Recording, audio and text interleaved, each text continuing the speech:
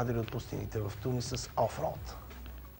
Българката Зорница Тодорова с КТМ спечели победата в клас АТВ Ендуро Къп на Рали Тунис кръг от световния рали рейд шампионат, а втори се класира нейния съотборник Тодор Христов, с когото Тодорова планира да се състезава и на Рали Дакар 2012.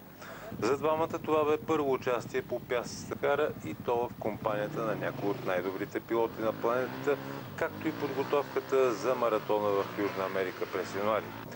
Преди старта Христов набеляза и целите на тима. Очакваме да се справим добре с пустинята при първия ни досег с нея и с Африка. Българският тандем премина тактически през 1500 км маршрут в дюните и камените трасета на Северна Африка. Те стартираха отлично, но технически проблеми ги забавиха още в средата на първия етап, така че трябваше да са много предпазливи в останалата част от надпреварата. Двамата избраха стратегия да карат заедно с равномерно темпо и прецизна навигация, подпомагайки се в трасето, което се оказа на практика успешен вариант и те ще го прилагат и за предстоящите състезания. Заради метежната пясъчна буря организаторите отмениха втория етап, тъй като силно бе застрашена сигурността на състезателите. Вятърът вдигна финния пясък и видимостта бе силно намалена. Третия ден се оказа решителен. Тогава трасето беше с много контролни точки, само в дюни, пясъци и камилска трева, и той бе с дължина 300 км. Тук Тодорова и Христов се справиха отлично с трудната навигация и успяха да преминат без грешка през всичките 35 пункта. След този етап българите си осигуриха и комфортна преднина и не допуснаха да бъдат изпреварени до финала от тяхния основен конкурент в класа Паскал Делеск. Делеск обърка в навигацията и получи голямо наказание. Французият наложи много високо темпо и записа 2 етапни победи до края на състезанието, но българите също бяха безпогрешни. Въпреки проблемите с четириколката на Тодор Христов, той бе символичен лидер до началото на последния етап с преднина от около минута пред Зори. В последните 130 км, около декорите на филма Междузвездни войни, Тодорова демонстрира истинските си възможности в скоростното владеене на АТВ-то и бе с 3 минути по-бърза от Христов, като по този начин спечели и първото място в крайното подреждане пред Тодор и етапния победител Делеск, който остана на близо час разлика от нашите. В подреждането за Ендуро Къп заедно с мотоциклетистите те са на 8 и 9 място, както и в златната среда на общото генерално класиране.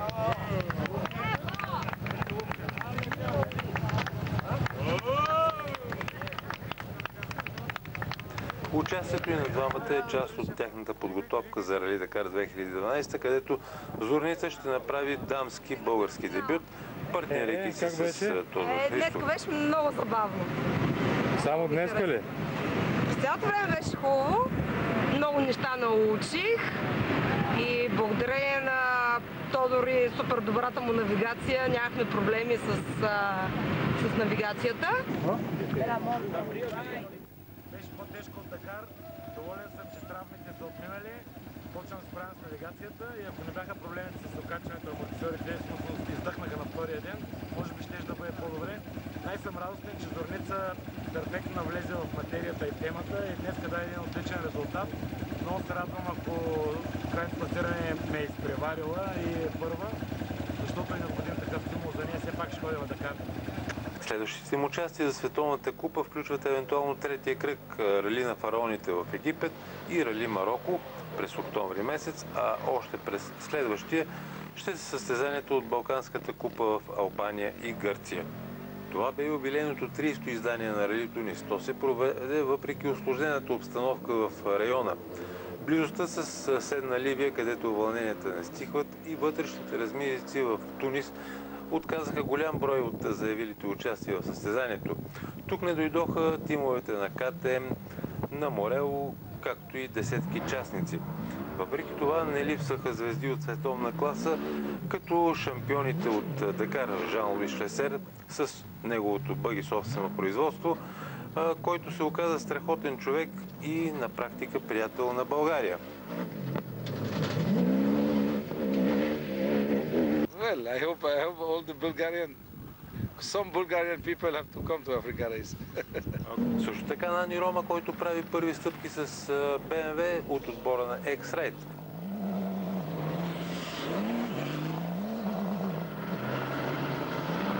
Car.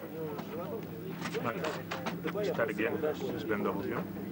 And it's okay. Чилиецът Франциско Лопес Челеко, който за съжаление падна в четвърти етап и приключи с счупени крак, ръка, рамо и ребра. Хелдер Родригес, Хорди Виладомс и много други. Масирано руско присъствие наблюдавахме във всички категории на състезанието. Това бе втори кръг от световните рали шампионати на ФИА и Световната мотоциклетна федерация след Абу Даби. Състезанието включваше 1800 км предимно по дюни, пясъци, много камилска трева, както и каменни пътища. Силната пустинна буря отмени втори етап на състезанието и това съкрати общата дължина с около 250 км. То се проведе в районите на Нафта и Саргилен на практика на около 400-500 км от столицата Тунис, като участниците изкараха по-голяма част от състезанието на бивак в оазисите около Саргилен. Мнозина признаха, че тук е по-трудно дори от Дакар. Всъщност Сахара и Атакама нямат голяма прилика като релеф и условия. Въпреки трудностите до финала достигнаха 20 автомобилни екипажи и около 30 при мотоциклетистите, което е общо около 50 участници от стартиралите около 70.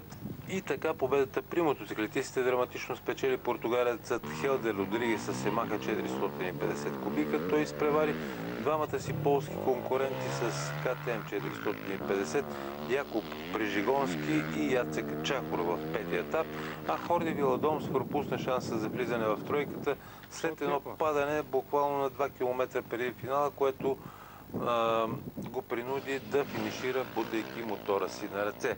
Малко преди последния етап, основният фаворит и бивш победител в Рали Тунис Франциско Лопес Челеко падна и бе откаран за операция в болница с много счупвания. Така Родригес оглави временното класиране в световния рали шампионат след едно второ място в Абу Даби и гледа напред, като целите са му да спечели победа в световния шампионат. При четириколките трофея на ФИМ безапелационно спечели руснакът Дмитрий Павлов. При автомобилистите интригата бе между пилотите на X-Ride и легендарния Жан-Луис Лесер с неговото бъги собствено производство и с този път руски навигатор, това е Константин Жилцов.